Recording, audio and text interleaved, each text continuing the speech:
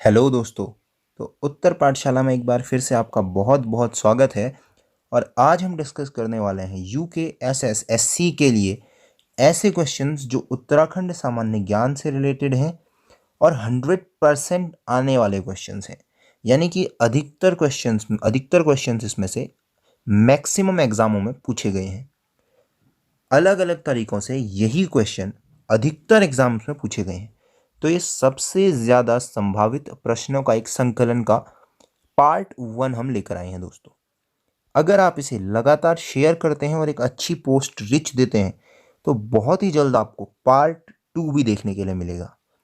अगर शेयर थोड़ा कम आते हैं तो भी आपको इसका पार्ट 2 देखने के लिए मिलेगा, पर हो सकता है उसमें टाइम लग जाए।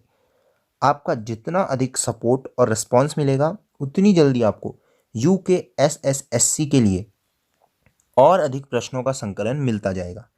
आज की वीडियो आप देखकर अनुमान लगा सकते हैं कि किस तरीके से हम इन क्वेश्चंस का अध्ययन करने वाले हैं। तो चलिए शुरू करते हैं। 21वां प्रश्न है, ये फॉरेस्ट गार्ड के एग्जाम में आए हुए भी क्वेश्चंस हैं जो काफ़ी ज़्यादा इंपॉर्टेंट हो जाते हैं। हम पूरा डिस्कशन करेंगे। देखिए, पहला क्वेश्चन है, निम्न में से लामण गीत किससे संबंधित है? जी हाँ, लामण गीत का संबंध किससे है? तो देखिए दोस्तों, इसका सही जवाब है प्रेम गीत से। लामण गीत एक प्रेम गीत होता है जो कि गढ़वाल का एक गीत है। लामण गीत गढ़वाल का एक गीत है जो कि प्रेम से संबंधित है। तो इस प्रश्न से आपके अन्य कौन से क्वेश्चन बनते हैं? मैं आपको गढ़वाल के कुछ और गीत बनाता हूँ। एक है झुमेलो गीत। झुमेलो गीत का संबंध है वेदना और प्रेम से। इसी तरह बसंती गीत, ये भी गढ़वाल का एक गीत है। बसंती गीत बसंत पंचमी के दिन बसंती गीत को गाया जाता है। ये भी दहली पूजन से संबंधित है। अगली बात की जाए तो बाजूबंद गीत की, ये भी बहुत बार पूछा गया है। बाजूबंद गीत भी गढ़वाल संभाग का एक गीत है और इसका संबंध भी प्रेम से है। तो बाजूबंद गीत भी प्रेम से संबंधित है। एक और बात की जाए तो एक बहुत इंपॉर्टेंट क्वेश्चन है, वो है खुदेड़ गीत का। खुदेड़ गीत, खुदेड़ गीत भी गढ़वाल संभाग से संबंधित है।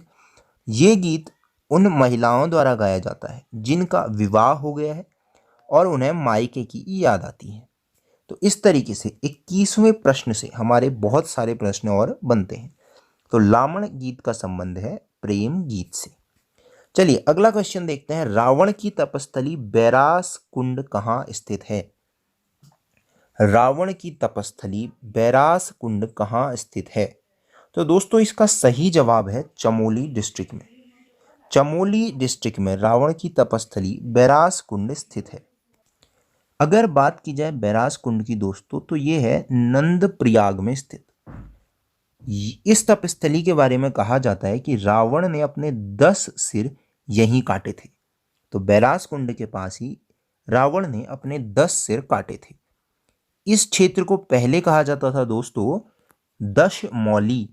अभी मैंने बताया 10 सिर काटे थे, तो इसे पहले कहा जाता था दशमौली। और वर्तमान में इस एरिया को या इस क्षेत्र को कहा जाता है दसौली। तो आपको याद रखना है, इसका पुराना नाम था दशमौली, अभी कहा जाता है दसौली, जो कि नंदप्रयाग के पास है।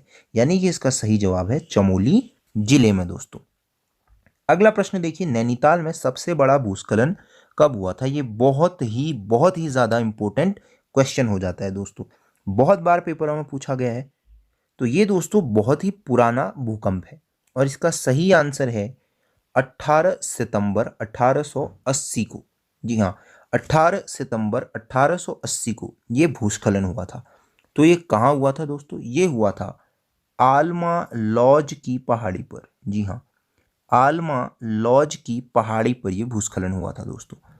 और इस भूस्खलन में अगर बात की जाए तो कुल मिलाकर 151 लोगों की मौत हुई थी, जिसमें से 43 अंग्रेज थे। 151 लोगों की मौत हुई थी। इसी प्रश्न को इस तरीके से भी पूछा गया है कि नैनीताल में वह भूस्खलन कब हुआ जिसमें नैना देवी मंदिर को नुकसान पहुंचा था। तो नैना देवी मंदिर को नुकसान पहुंचाने वाला भूस्खलन भी 18 सितंबर 1880 का ही भूस्खलन है। तो नैना देवी मंदिर को भूस्खलन में जिसमें नुकसान हुआ वो आलमा लॉज पहाड़ी का भूस्खलन था, जो कब हुआ था दोस्तों? 18 सितंबर 1880 को हुआ था। अगला देखिए, मुंड तथा शबर नाम से जाने जाने वाली जाति जो कुमाऊं की प्राचीन जाति है वो कौन सी है? तो वो जाति है दोस्तों कोल जनजाति।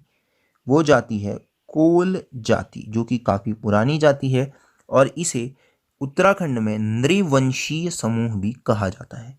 तो आपको याद रखना है, इसे उत्तराखंड में नृवंशीय समूह भी कहा जाता है।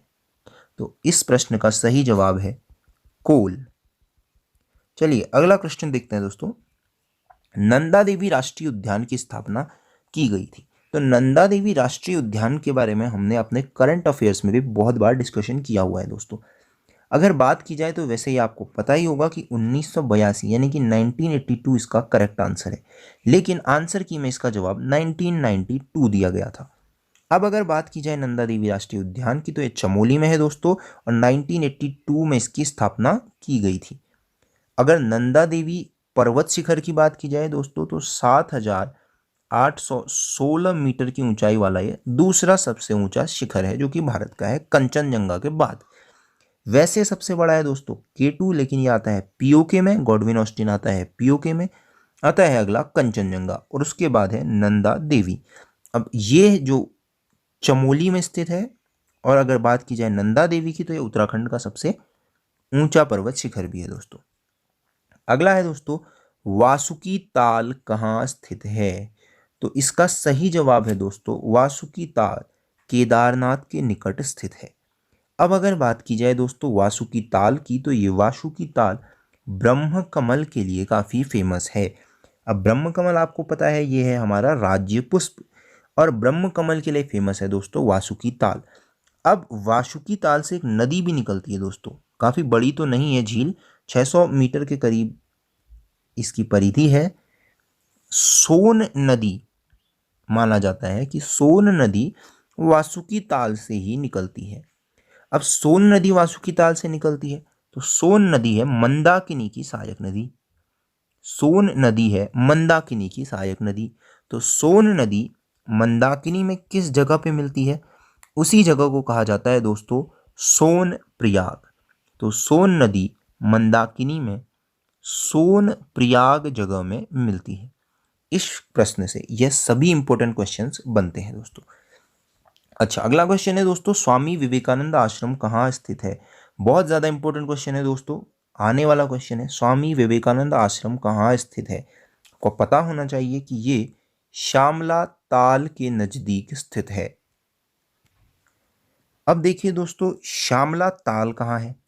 तो श्यामला ताल है दोस्तों आपकी चंपावत में। श्यामला ताल पड़ती है दोस्तों चंपावत में, या हम कहें सूखी ढाक के आसपास ये श्यामला ताल और स्वामी विवेकानंद आश्रम पड़ते हैं। श्यामला ताल इसे इसलिए कहा जाता है क्योंकि ये लगभग श्याम वर्ण की है, या हम कहें हल्के हल्के काले रंग की ये दिखती है। और स्वामी विवेकानंद की इस आश्रम की स्थापना 1915 में की गई थी दोस्तों। उनके एक शिष्य थे स्वामी विरजानंद, आपको ये नाम भी याद रखना है, स्वामी विरजानंद, जो कि विवेकानंद जी के शिष्य थे। उन्होंने इसकी स्थापना की थी रामकृष्ण मिशन के अंतर्गत। और रामकृष्ण परमहंस कौन थे दोस्तों? स्वामी विवेकानंद के गुरु थे। चलिए धनुष तीर्थ कहलाता है, धनुष तीर्थ कहलाता है दोस्तों। तो इसका सही जवाब है श्रीनगर गढ़वाल धनुष तीर्थ कहलाता है। तो श्रीनगर गढ़वाल को धनुष तीर्थ कहा जाता है। और ये वर्णन दोस्तों अगर आपको पता हो तो ये वर्णन केदार खंड के अंदर आता है।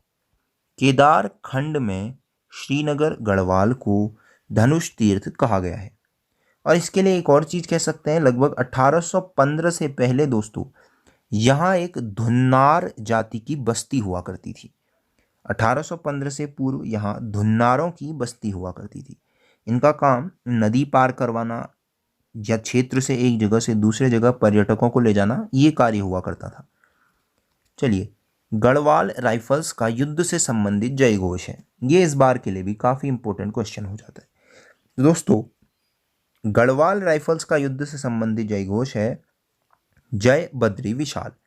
तो 1887 में गढ़वाल राइफल्स बनी थी दोस्तों।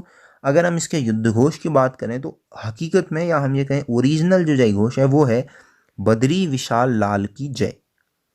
इसी तरीके से जो अगला क्वेश्चन बनता है वो है कुमाऊं रेजिमेंट। तो कुमाऊं रेजिमेंट की स्थापना हुई थी दोस्तों 1813 में, 1813 में, और इसका युद्ध से संबंधित जय घोष है जय काली देवी या कालिका माता की जय। चलिए अगला क्वेश्चन देखते हैं दोस्तों। भोटिया जाति का ग्रीष्मकालीन आवास क्या कहलाता है? तो भोटिया जाति का ग्रीष्मकालीन अवकाश कहलाता है दोस्तों मैत। तो भोटिया जनजाति या जाति का ग्रीष्मकालीन अवकाश मैत कहलाता है। अगला क्वेश्चन है दोस्तों, प्राचीन काल में अस्कोट किसकी राजधानी थी? बहुत ही ज़्यादा इंपॉर्टेंट क्वेश्चन हो जाता है दोस्तों। प्राचीन काल में अस्कोट किसकी राजधानी थी? अस्कोट की बात की जाए दोस्तों तो 1986 में अस्कोट में एक वन्य जीव अभयारण्य घोषित किया गया था जो कस्तूरी मृगों के लिए बहुत ज़्यादा फेमस है दोस्तों। तो अगर बात की जाए अस्कोट किसकी राजधानी थी तो ये है कत्यूरी राजवंश की राजधानी। देखिए 1279 को दोस्तों, 1279 को अभयपाल, जो कि कत्यूरी राजवंश के राजा थे, अभयपाल, इन्होंने कत्यूरी राजवंश की नींव, या अस्कोट राज्य की नींव कहा जाए तो वो रखी थी। तो अस्कोट जो राज्य है वह कत्यूरी राजवंश द्वारा बनाया गया था। अगर बात की जाए उससे पहले तो अस्कोट क्यों नाम पड़ा? तो ये पड़ा खस राजाओं की वजह से। खस राजाओं के यहाँ 80 किले हुआ करते थे। तो खस राजाओं के 80 कोट की वजह से इसका नाम अस्कोट पड़ा था दोस्तों। खस राजाओं की 80 कोट यहाँ हुआ करते थे, जिसमें से एक कोट था लखनपुर कोट, जिसको 1279 में अभयपाल द्वारा जीत लिया गया और अपनी राजधानी बना लिया गया था। तो इस तरीके से अस्कोट जो राजधानी थी वह कत्यूरी राजवंश की राजधानी हुआ करती थी। ये थे दोस्तों सभी इंपॉर्टेंट क्वेश्चंस जिनके बारे में हमने अभी स्टडी किया, और ऐसे बहुत से क्वेश्चंस और भी बने हुए हैं। बहुत ही जल्द वो सारे क्वेश्चंस हम आपसे डिस्कस करेंगे, और UKSSSC एग्ज़ाम का ये इंपॉर्टेंट और स्पेशल बैच बहुत ही जल्दी अपने बाकी के पार्ट्स के साथ भी आपके बीच में होगा। हमें बस आपका सपोर्ट चाहिए। मैक्सिमम शेयर कीजिए दोस्तों और अधिक से अधिक लोगों तक पहुंचाइए। Thank you, till next video.